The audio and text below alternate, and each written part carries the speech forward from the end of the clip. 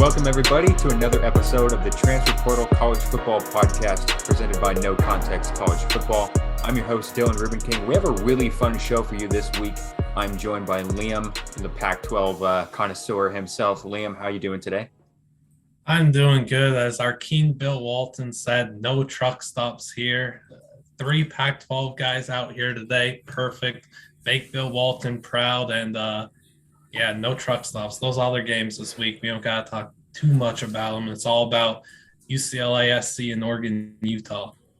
The Conference of Champions, and we're joined by Yogi Roth, who is a Pac-12 Network analyst, a filmmaker, podcast host, author. He does it all. Yogi, thank you so much for being here. How are you? I'm good. I mean, I'm a little sad because it's the end of the season, but overall, we got some fun games coming up, and I'm excited to join you guys.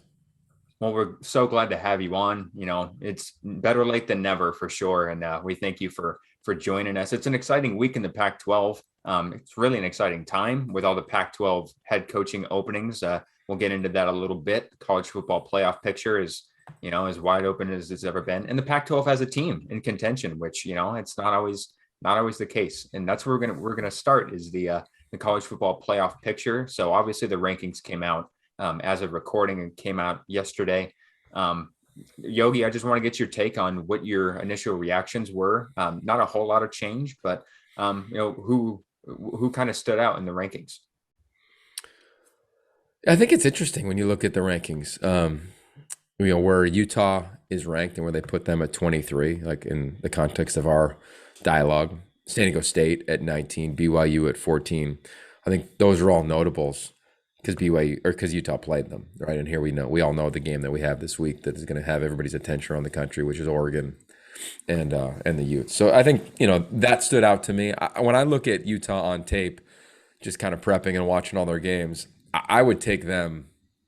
You could argue from Wake Forest on down, Utah's going to be able to play with all of them, right? And everybody's want to claim A&M's win over Bama, but they also haven't looked great, in many times throughout the season. So Utah can make a huge jump is kind of my point. If they got to win this weekend, who knows where they would vault up to. The committee seems to value quality wins over losses, which I am a fan of as well. I think that's kind of where this thing nets out.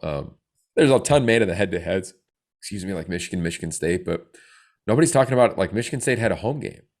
Ohio State was at home too and lost. So I think there's some elements that are fun to talk about around the playoff.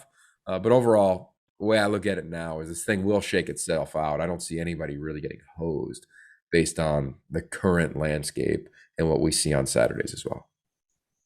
I think Liam and I would argue that UTSA maybe got hosed, but they are really. Should they be higher? Yeah, they're one of those programs. They're a newer program. You can't set the expectations too high.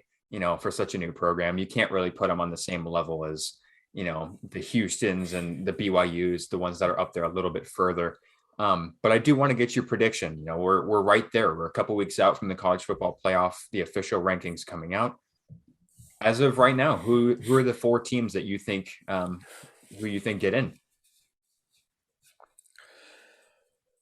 It's going to be interesting. I've really enjoyed watching Michigan play this year. So I could see them winning that game for the first time in a long time and being the representative from that league. I think there's a couple of things that we know to be for sure. The SEC is going to have a team in, maybe 2.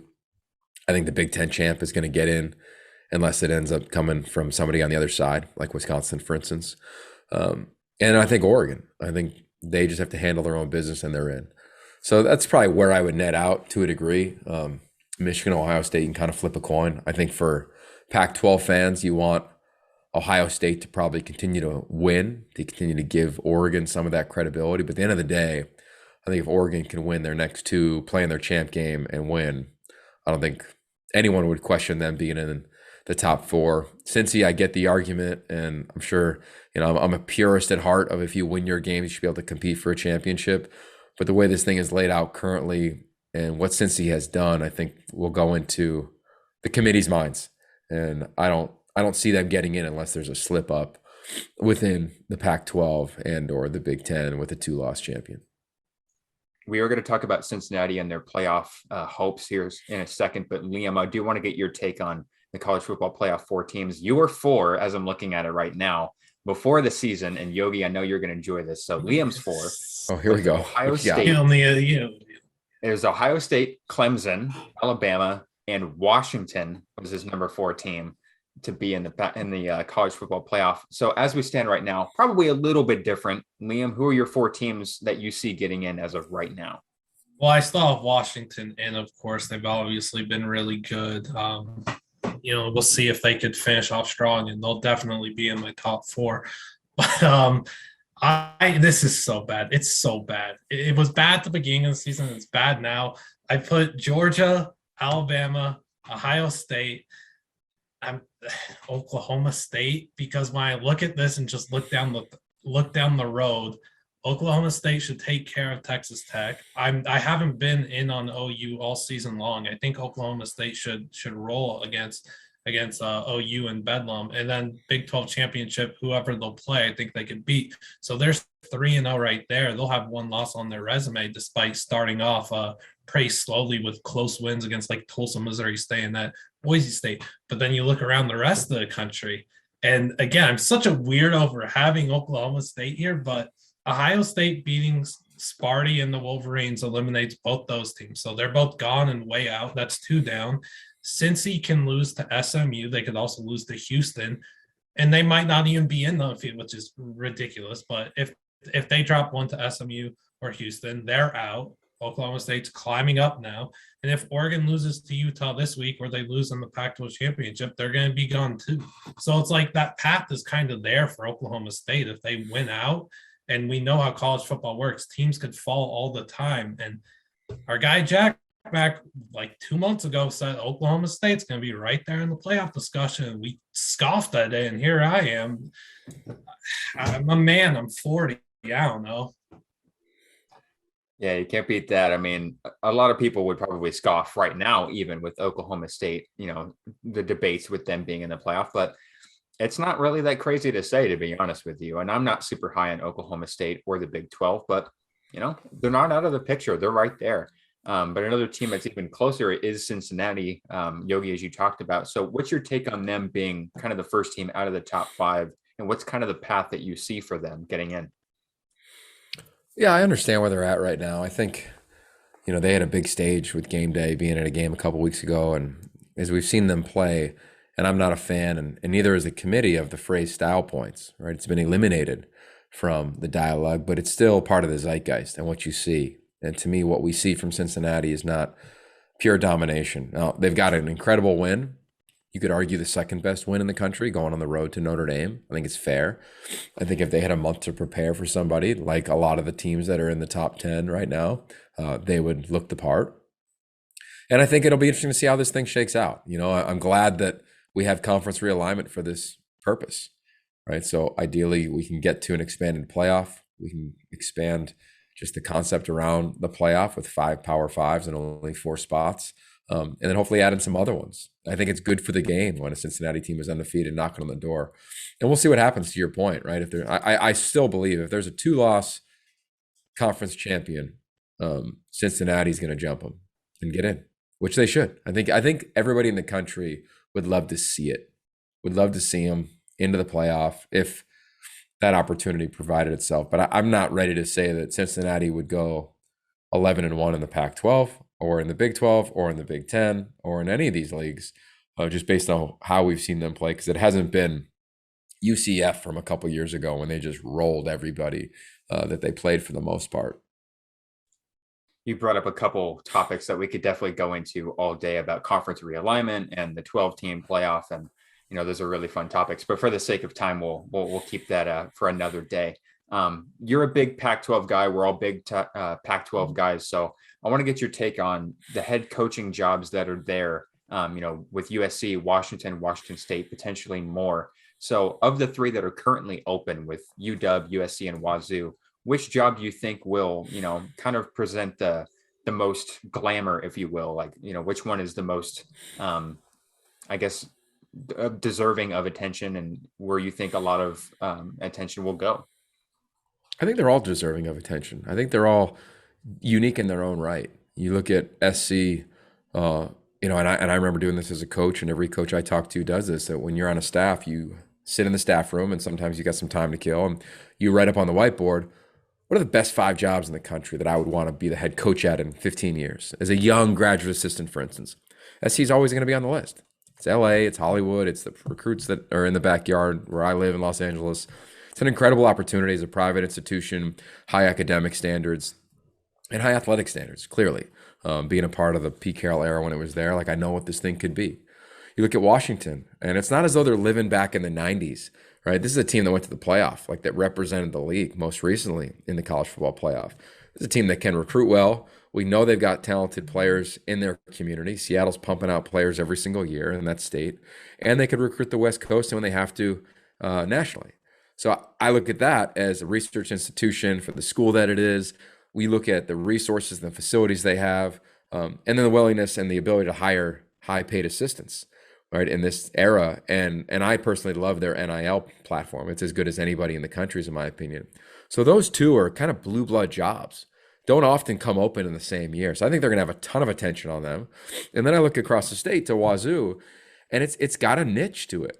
And I look at a lot of coaches I've talked to, sitting head coaches, or in my opinion, high esteemed coordinators, they'd run to Pullman for that job. And that's the thing about it. Like, I think that SC and UW might carry a little bit more gravitas in terms of the historicals, but Washington State has proven to win there, right? They played for the Pac-12 North last week, right? Amid the season they had with all the coaching changes. Mike Leach got them to 11 wins a couple years ago. They had Minshew mania, when Gardner Minshew was there a couple years ago. So I think they each have their own unique traits. And that's what's fun for these ADs, man. Like, they get to, Dylan, just get to dive into, like, all right, who fits the fabric of this community? Who really gets as you hear my dog here in the background, who really can understand what our community and alumni base is? And that's the fun part for the ADs. But there's a ton of quality candidates. I think there's more than enough to fill those 3 jobs and other ones that are open around the country. I want to jump into kind of Liam, were you going to say something? No, I was just trying to show you're muted. Oh, yeah. I do want to jump into another topic about the Pac-12 and the coaching vacancies that are there, but there are some other ones that have been talked about that could potentially open up as well. Stanford has not had a very good season. Cal, hasn't really put it together in recent years. I know Liam's probably going to talk about UCLA with Chip Kelly. So which school who has not made a move yet, do you think that, maybe they could move on from their head coach, and, who do you think could kind of open up for a Cal or a Stanford down the road? Okay, so let's talk about Stanford. I think, and I understand frustration for teams and fans, but to me, it'd be one of the more ridiculous things that I could see in college football if anything happened with David Shaw. And let's just look at the numbers. I get that this year it's not ideal. Last year, they didn't even play in their home stadium, and look at what they did in the COVID year. The year before that, I had never seen in my 21 years now major college football a team have to deal with the offensive line injuries and the amount of freshmen they played. The year before that, it's conference championship appearances, Rose Bowl appearances. So I'd pump the brakes on Stanford fans that are listening if they're talking about David Shaw. I mean, this guy, they're lucky to have him, in my opinion. I think he's a top 5 coach in all of football. I think there's probably 25 GMs that would take David Shaw right now in the NFL as their head coach, and every college team in the country outside of some of the elite ones would love to have a guy like that. So I think they're just fine. I'm calling the big game this weekend, as I referenced, and again, the amount of injuries this team has to deal with is brutal, man. I mean, it's just their reality, and the close games that they haven't been able to close out. I mean, this record could easily be flipped, in my opinion, when you look at just the context of their season. What were the other two that you referenced? UCLA.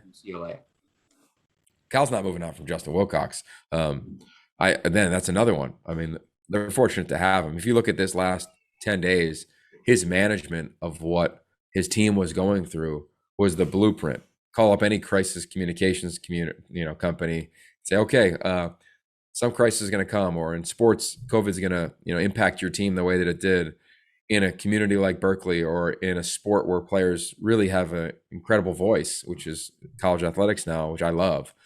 How do you manage it? Justin was aces, man. And again, I look at them every week. The thing could have gone a different way for them when you look at their games. So I don't think anything's gonna happen there. And then I say UCLA, I think they'll win their last 2 games. And then they're going to finish 8-4, possibly 9-4. And we're looking at what Chip Kelly's done in terms of a complete rebuild, an overhaul. When he got there, his philosophy and his approach was much different than his predecessor in Jim Mora. They lost a lot of players. And I just called their game over the weekend. I'm probably as close to Chip as anybody in the country, or at least that program as an analyst. The culture is rock solid, man. Like, it's primed to do unique things. Do they have to land a couple big recruits? Of course. Would the fan base love that? Of course. Would they have loved a win against Oregon? Of course. But I think that program is on very solid ground moving forward. So among the 3 that you referenced, I don't anticipate changes. Look, I didn't anticipate Jimmy Lake being gone at the beginning of the season either. So who knows what'll happen? But where we stand today on November 17th, I don't think we'll see any. I do want to do a little roundtable, just kind of predicting, one coach to go to one program of the 3 or of any other, of Washington, USC, or Washington State, and just, predict who you think will end up there by season's end, or I guess by next season's beginning. Liam, I want to start with you. Who are you going with in the Pac-12 to have a new head coach? So I love Chip Kelly. I really do. I don't want him gone, but just knowing how upset a lot of UCLA fans are, and important people kind of with the program, and they've kind of wanted Kelly out the last few weeks for whatever reason. But if they really do move on, we're going to lose a lot of talent this year. Next season's non-conference schedule is really just 3-0. It's like South Alabama, Bowling Green, and Alabama State. So you'll go 3-0, but if you're looking at next year and you're going to lose a lot of talent, and you're thinking we're not going to have a good year, if we don't have a good year, then we would get rid of Chip then. Wouldn't you rather us do it now? I wouldn't, but wouldn't you rather do that now and let your new coach get his feet wet and get acclimated and get everything going in his way if you're planning to do it next year if things went wrong? I think they should keep Chip. I want to keep Chip, but if they move in a different direction, I think the guy that could be the man for a job is Fresno State's Kalen DeBoer. I'm a huge fan of his. I think he's 80-8 in his career with the head coach stop in Sioux Falls before he went on the coordinator path. And he's obviously done a marvelous job with Fresno State. He beat UCLA this year. We saw and UCLA's college basketball hire, we saw them go after Mick Cronin, who destroyed UCLA that's the season prior to getting the job. So maybe that's something that AD Martin Jarmond will look at. But I would love to keep Chip Kelly. I unfortunately don't think it's going to happen. It stinks. I love Chip, but I just think they'll go in a different direction. I'm going to go with a school that already has an opening. I don't expect UCLA to let go of Chip right now. I am also a big fan of Chip, being an Oregon guy. So I'm going to go with UW. And one guy I really want to see them go after is Kalani Sitake from BYU. I think he really fits the mold for the Huskies and what they do. They're big in the trenches. Defensively, they've prided themselves, and obviously UW, they're bringing a lot of top talent on the defensive side, particularly, but he also has that offensive mind as well. They've put together a lot of really good offenses under his, coaching staffs in the past. And I think Washington needs that. I think they need a reload on offense. It just, has been really inconsistent. They've obviously have a offensive coordinator opening as well. So, I think he would be a really good get for them. I don't know if he would leave BYU with where they're at right now, kind of overachieving without, in the post Zach Wilson era. But I do think if he does, that's a really good spot for him to go. The Polynesian culture as well as another thing that would carry on at UW as well. So Yogi, I'm curious, what's one program that you think will make a change, and who do you think will eventually take over? Well, you referenced the 3 that are evident, right, that are going to happen there. I think Kalani's an incredible name. I've known him for a long time, since he was an assistant at Utah. I can remember meeting him for the first time in Seattle and watched him on the board when Sark was the head coach at UW. And, always been an impressive guy. I look at Brent Brennan as one of the more impressive coaches, that it's an up-and-coming name. I think there's a lot of really talented coaches out there. I think, when I hear some people say, I don't know if there's enough candidates out there, I don't agree with that. think there's a lot of candidates. There's not a lot of candidates maybe that would, win over every message board. But I look at whether it's sitting head coaches, Dave Aranda, Matt Campbell, and are they trying to move on? They'd be great fits out here on the West Coast in this league. Jay Norvell, he's going to be a candidate for some of the jobs that are open and may potentially pop open. And I think for ADs, the way they go through this process to me is gaining as much intel as possible. You really, the thing that I like about Washington State and USC situation, for instance, they've had a ton of time to dive into, pull up underneath every single rock, any unique information about a candidate. How they were trained, how they teach, how they deal with conflict, how they deal with interpersonal communications, how do they deal with social justice, like all the things that are now part of the zeitgeist of college football. I mean, what's your approach to NIL? I think whatever it is, whoever gets hired at all these places, they're going to have to be able to communicate and do it with empathy. Emotional intelligence is loosely defined as having the capacity to deal with your thoughts and the thoughts of others with empathy. And I think that's coaching now. Back in the day, it wasn't. My head coach probably didn't display a lot of emotional intelligence. I've been around a lot of coaches that don't. And there's some now that probably are out of a job that don't have a ton of it. I just think that's a huge part, when you're dealing with college athletes, especially now, second year of a pandemic, how do you communicate? I just think that's a big thing. And then coming in with a plan. Somebody told me they were interviewing Coach Carroll the other day, and they asked him, what would you look in a head coach at Washington?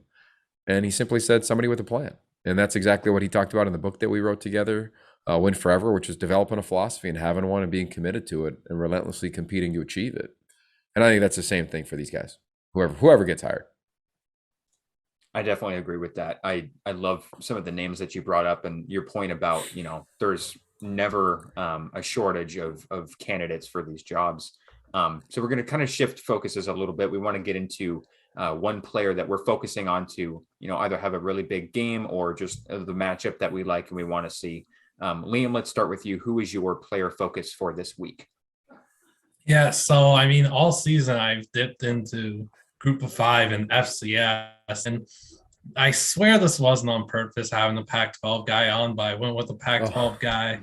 I'm going with a player in Utah, Oregon, and it's Utah's Devin Lloyd at linebacker. I think you look at this game and there's so much talent in this game on both sides of the ball, but especially on defense. And Oregon boasts so much talent on their defense, whether it's 11 guys on the field or the few that are going to sub in on another play.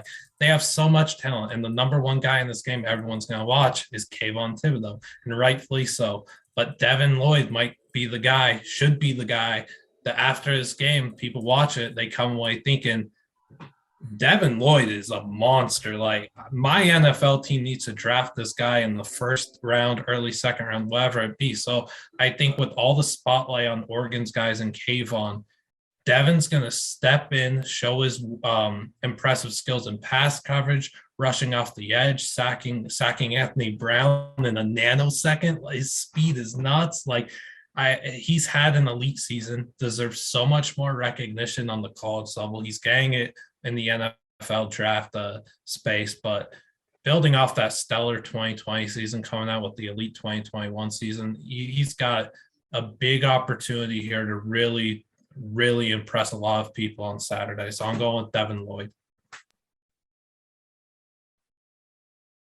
I'm on mute. I was saying I like it. I like how you think, Liam. I'm down. Devin Lloyd is electric, right? You look at Defensive Player of the Year in this league, voted on by the coaches. Devin Lloyd's firmly in the dialogue. I look at Brandon Dorlus, firmly in the dialogue. I look at, obviously, Kayvon Thibodeau, firmly in the dialogue. Noah Sewell, firmly in the dialogue. So you look at the game on Saturday, and a lot of talent on the defensive side. So I'm excited to see how that dude competes in this game. He's going to be challenged a lot. The zone read, the movement, and they'll move Devin, right? He's not just playing Mike backer. He'll come off the edge on third down. He'll drop into coverage. He'll spy Travis Dye and company. It's going to be fun to see how Morgan Scalley utilizes that linebacker. Yeah, Devin Lloyd has been a player that I've really enjoyed watching this year. I think it was our Andrew Wilson. He put Devin Lloyd as a first-round draft pick to the Green Bay Packers, which is my team, and I would absolutely love that. I love how our linebackers have played, but at the same time, Devin Lloyd, I mean, he's just as talented a linebacker as you can get. I'm unfortunately going with a player outside of the Pac-12. It's easy for me to go with an Oregon Utah guy, but I'm gonna go outside the box here. I'm gonna go with Tanner Mordecai, quarterback for Cincinnati. I think this is a huge prove-it game for him. A lot of people have kind of had him floating around the Heisman conversation all year. He's really played, exceptionally this year, transferring from Oklahoma. This is his game to prove, his worth as the SMU quarterback and to prove that he's, in the Heisman conversation, if people still believe that at this point. And, to knock off a top 5 team in the country on the road, he's going to have to be at his best against a top 5 passing defense in the country. So I really think Mordecai is going to be the guy to watch here. Yogi, how about you? Are you going with the Pac-12 guy too? 100% I'm going with the Pac-12 guy. Guy to watch this weekend, I'm going to go with a guy named Mike Wilson. Mike Wilson is a wide receiver, number 4 at Stanford. I love Mike, one of my favorite players in the league. An elite wide receiver, a next-level wide receiver, and a guy who had a freaky injury and really is a challenge for him to come back from. And he came back the last 2 games. And I got the big game at 4 o'clock, 4:10 on the Pac-12 Network. So I can't wait to watch him play. 124th big game. This guy's balled every time he's played in this game. And nothing excites me more than a great story, especially in college football when a guy competing to come back from an injury. So he's my dude this weekend.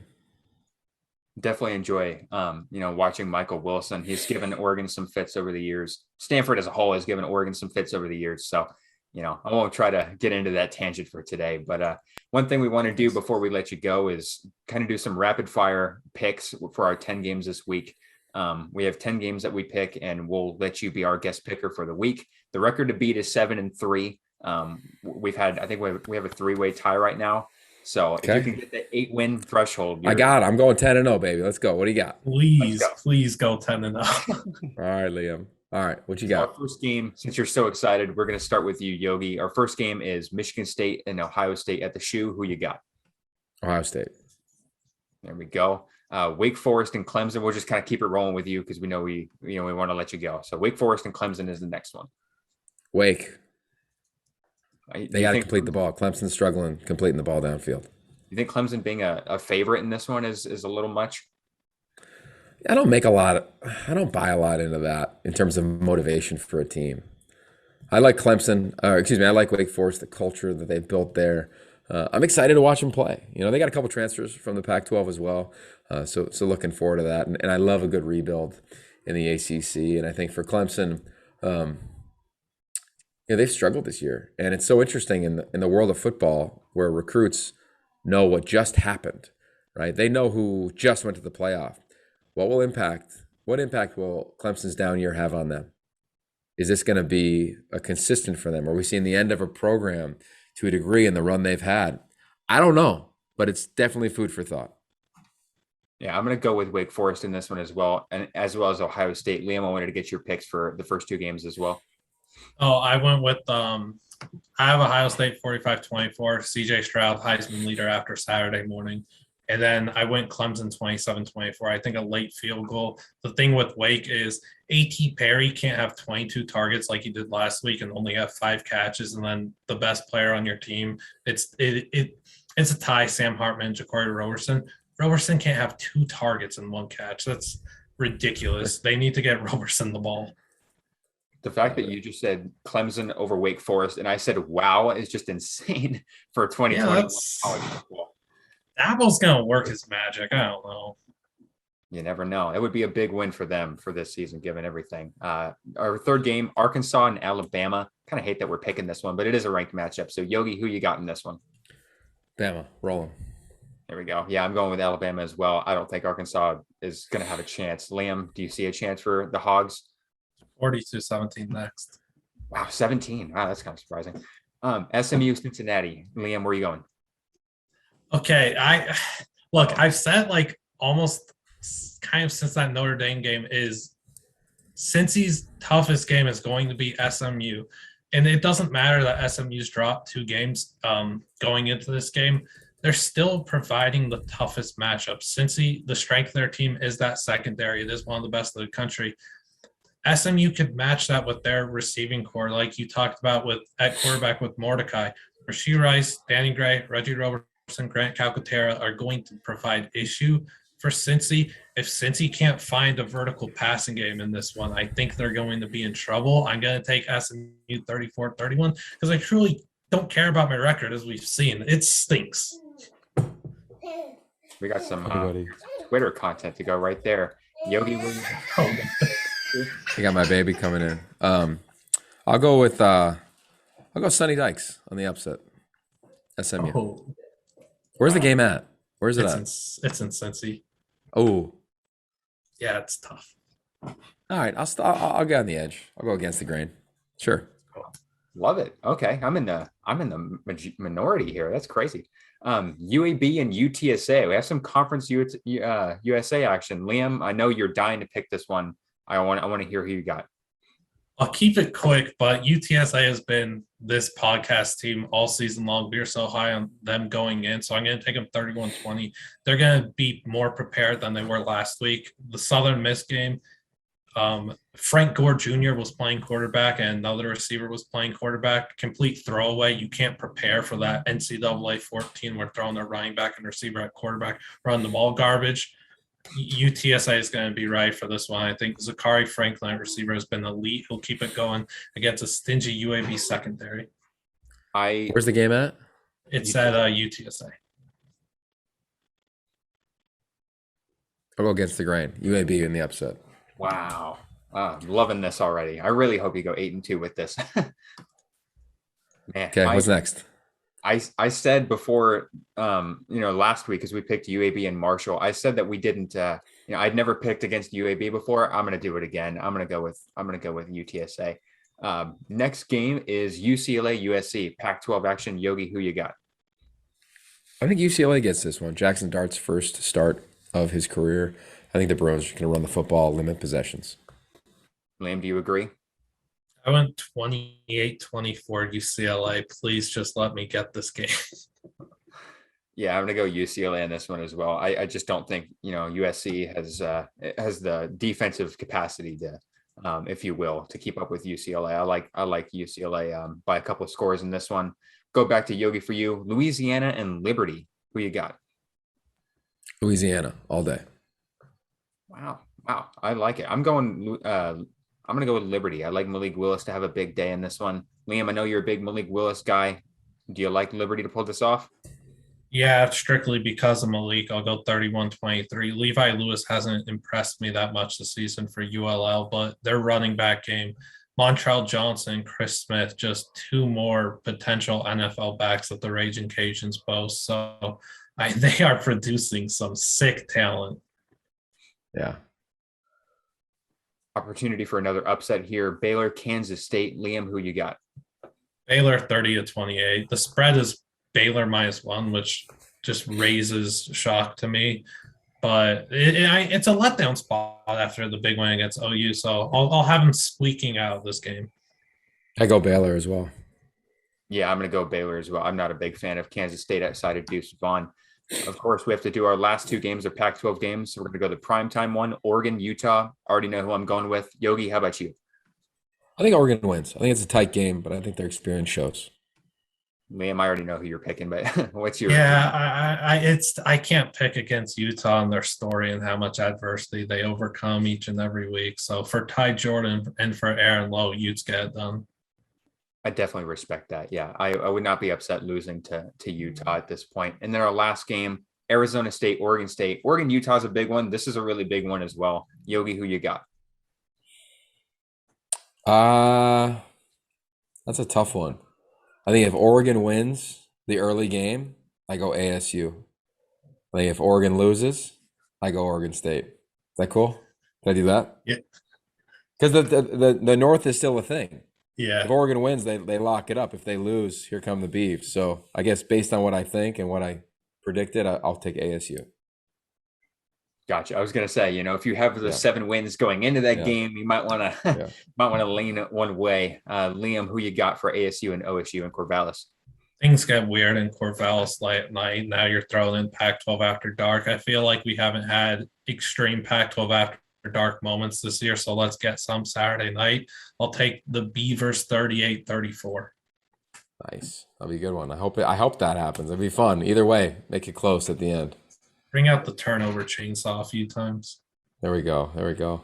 I think they're going to have it a bunch with the way Arizona State's been turning the football over, especially that Wazoo game. I think you're going to see it a bit. I might get crucified for this, but I'm going to go Oregon State. I think they win this one in a close one.